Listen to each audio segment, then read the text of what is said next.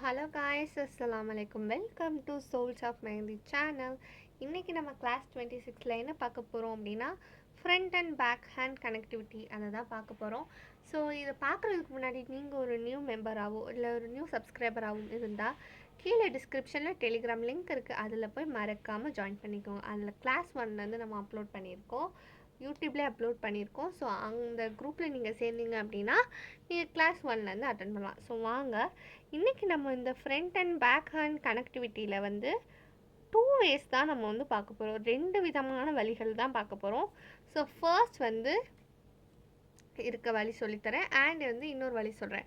So first இந்த வழி சொல்கிறதுக்கு முன்னாடி ஈஸியாக ஒரு வழி இருக்கும். ரெண்டுமே ஈஸி தான், நீங்கள் எது ப்ரிஃபர் பண்ணுறீங்க அப்படிங்கிறது it's up to you. So first வந்து இப்போ ஒரு ஹேண்ட் இருக்குது அப்படின்னா நீங்கள் வந்து நீங்கள் ஃபுல்லாக மெஹந்தி போட்டுருவீங்க. ஸோ போட்டதுக்கு அப்புறமேட்டு என்ன ஆகும், எப்படி போடுவீங்க,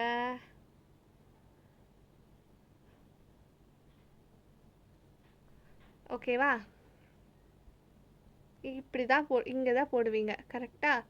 ஸோ அப்போது நல்லா பாருங்கள், இங்கே நீங்கள் போட்டு கையை இப்படி திருப்பும்போது பார்த்தீங்களா, இந்த பெண்ணோடைய இதுவும் இங்கே தெரியுது.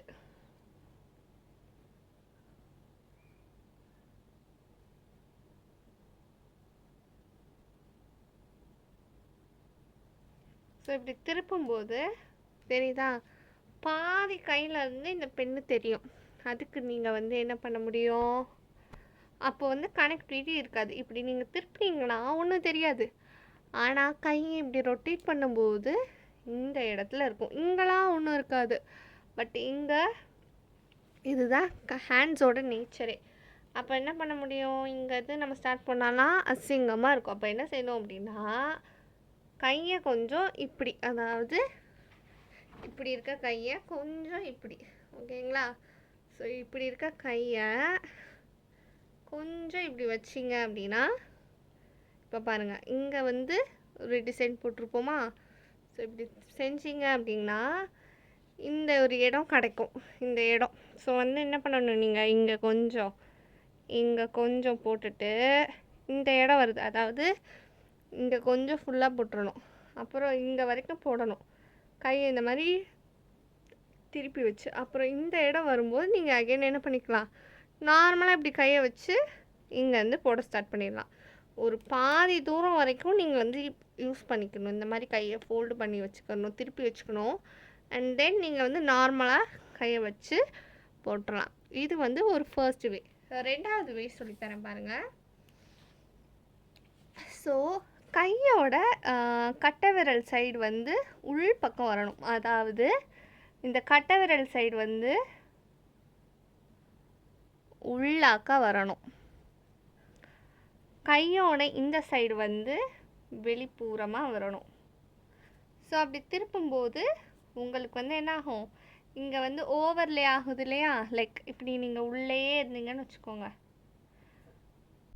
கையை திருப்பும்போது அவ்வளோவா தெரியாது. இதுவும் நீங்கள் யூஸ் பண்ணலாம். அதாவது கட்டை விரல் சைடு வந்து இப்படி குறைச்சிட்டே போகணும், இந்த சைடு அப்படி கூட்டிகிட்டே போகணும். இதுதான் செகண்ட் வே. அப்படி இல்லை ஃபர்ஸ்ட் வே என்னென்னா, நீங்கள் எப்பவும் போல் இங்கே போட்டுற வேண்டியது, கையை வந்து இந்த மாதிரி நீங்கள் வந்து வச்சுருப்பீங்களா, ஸோ இப்படி உள் சைடு நீங்கள் இப்படி போடுவீங்க. நார்மலாக நீங்கள் இது வரைக்கும் போடுவீங்க, கையை திருப்பும்போது இங்கெல்லாம் தெரியாது, பட் இந்த ஏரியா தான் தெரியும், அதாவது இங்கே மட்டும் இப்படி அசிங்கமாக தெரியும். ஸோ அப்போ தெரியும் போது நீங்கள் என்ன செய்யணும், கையை கொஞ்சம் இந்த மாதிரி ஃபோல்டு பண்ணிவிட்டு வைக்கும்போது இங்கேருந்து ஒரு பாதி தூரம் வரைக்கும் நீங்கள் போட்டிங்கன்னா போதும், ஃபோல்டு பண்ணி. அதுக்கப்புறம் நீங்கள் ஸ்ட்ரெயிட்டாக கையை திருப்பிட்டே இங்கேருந்து போட்டுடலாம். ஸோ ஓகேவா? ஸோ இந்த மார்க்கிங் எல்லாமே எப்படி இருக்கணும்னு பாருங்கள், ரொம்ப லைட்டாக இருக்கணும். மெஹந்தியில் நீங்கள் போடும்போது ரொம்பவே லைட்டாக இருக்கணும்.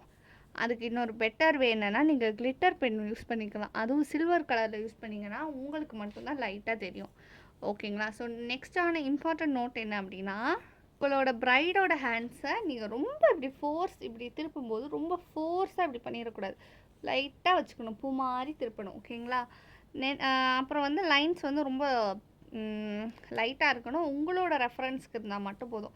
ஸோ நீங்கள் எப்படி இருக்கணும்னு பாருங்கள். உங்களோட பிரைடு வந்து இங்கே உட்கார்ந்தாங்க அப்படின்னா நீங்கள் அதுக்கு ஆப்போசிட்டில் உட்காந்துருக்கணும். என்ன வேனா இது வந்து செகண்ட் வே.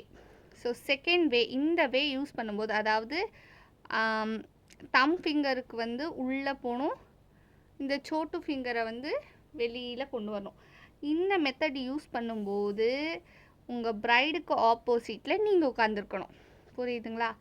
பட் இந்த ஃபஸ்ட்டு வே என்ன, கையை வந்து ஃபர்ஸ்ட் வே வந்து